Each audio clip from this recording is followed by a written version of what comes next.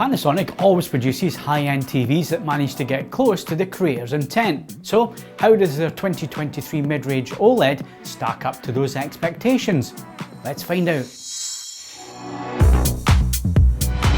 Hello and welcome to another video on AV Forums. I'm Phil Hinton, the site editor, and I'm a fully trained ISF and THX calibrator with 20 years of experience. In this video, we're looking at the Panasonic MZ980 OLED TV.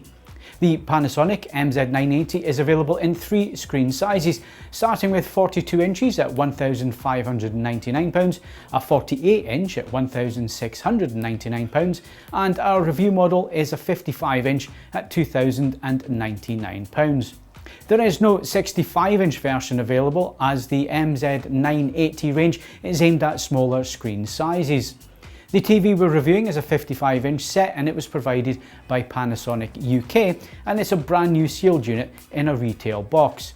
If you've seen a Panasonic OLED TV at any point in your life, you know exactly what the MZ980 looks like and how good the build quality and materials used are. We really like the fixed squared base stand and the solid construction. It's a no-nonsense approach to TV design that doesn't detract from what's happening on screen. There are real steps in the Panasonic lineup for 2023, with the MZ980 offering an entry point to the OLED EX panel without the heatsink, but it does have the HCX Pro AI processor. The MZ1500 now offers a step-up heatsink equipped panel, and the flagship MZ2000 has the MLA, so there are three distinct levels of performance when it comes to picture quality and the price points. Picture processing is identical to the higher models when it comes to image quality, with support for HDR10, HDR10+, HLG Hybrid Log Gamma, Dolby Vision and Dolby Vision IQ high dynamic range formats, making it one of the few OLED TVs on the market to support all the relevant flavours. Plus, you get Panasonic's excellent motion and upscaling performance, along with stunning colour accuracy thanks to the usual ISF professional modes, Netflix calibrated mode, and of course the filmmaker mode for easy one-button press simplicity. Gaming support is good with two HDMI 2.1 40GB per second inputs and two HDMI 2.0 ports. The lack of full bandwidth 2.1 ports is not a huge deal breaker, as neither the next generation consoles need that kind of bandwidth, and very few PC gamers will ever push it that far either. But with only two 2.1 slots compared to LG and Samsung OLEDs offering four full bandwidth ports, it doesn't really appeal to box tickers. Both HDMI 2.1 ports support Dolby Vision gaming to 4K 60, 4K 120 at HDR10 level. You also have NVIDIA G-Sync and FreeSync Premium VRR, ALLM Auto Low Latency Mode, EARC and HDIG support. You also get a true gaming picture mode for gaming accuracy, and we measured input lag at 9.3 milliseconds for 4K 60 and 5.7 milliseconds for 120 Hz.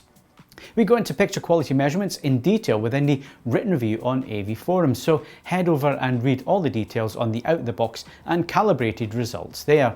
We fully measured and tested the out-the-box settings, as well as calibrating the MZ980 and putting it through some rigorous testing, including side-by-side comparisons with its closest rivals. If you want to know what the best settings are out of the box, then you can also check out our settings video.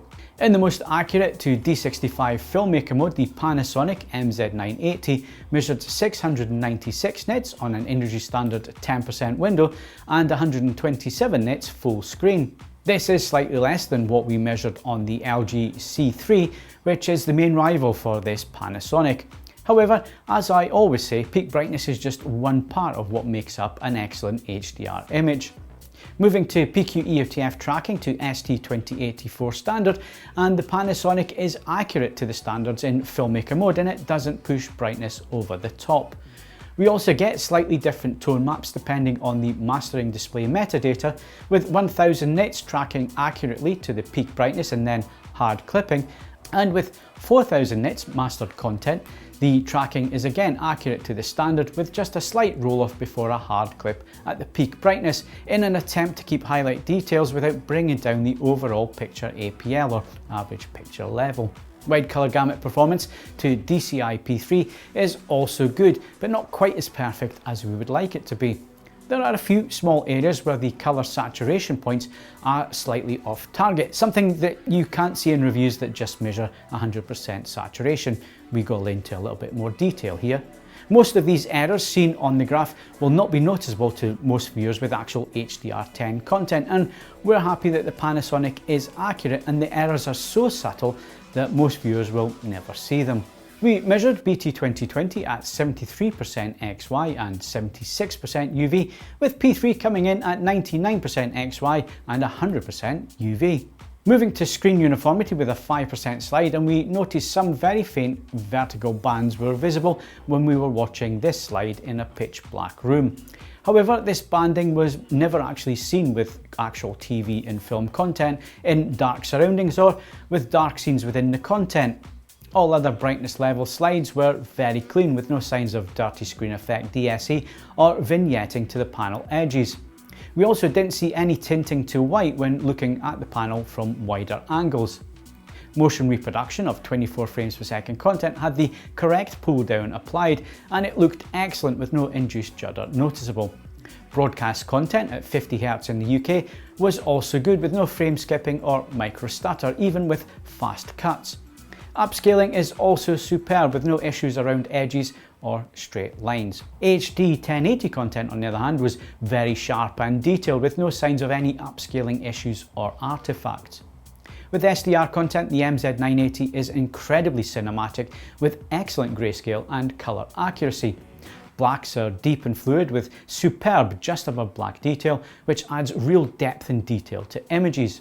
Skin tones are incredibly lifelike and realistic, adding to that cinematic screen that we're used to seeing from Panasonic OLEDs.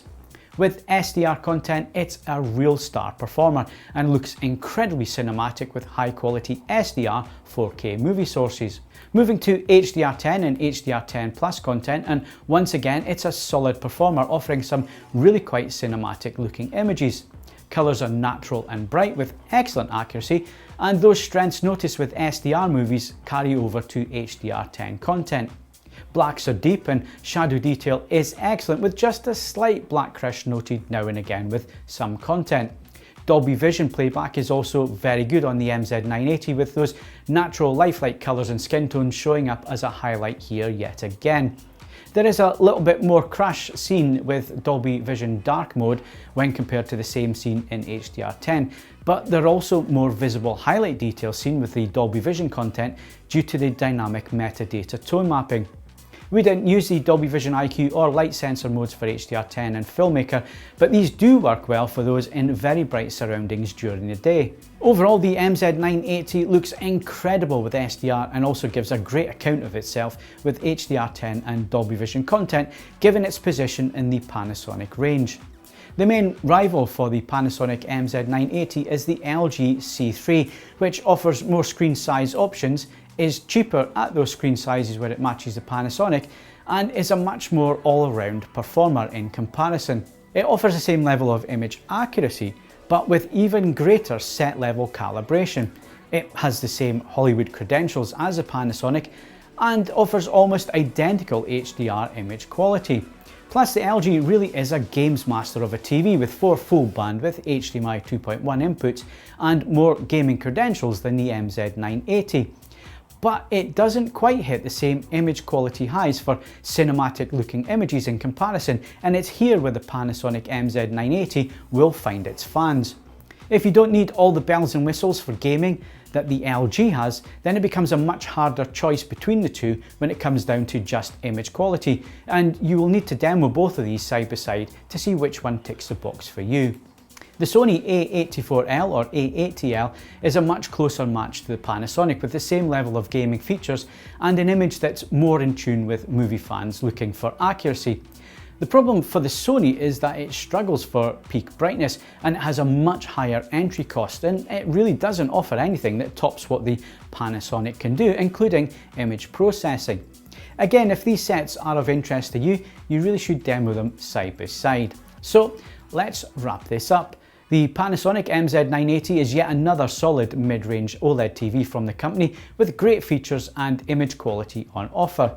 If you are a movie fan and can't quite reach the MZ1500 or the flagship MZ2000, then the 980 offers you some of the best cinematic images that you can get at this market level. Overall, the Panasonic MZ980 offers an excellent entry point to this range of TVs that excel with movie content, and if you're a home cinema fan looking for a new TV at a slightly smaller screen size, then you really need to add this TV to your demo list. It comes recommended for film fans with dark rooms.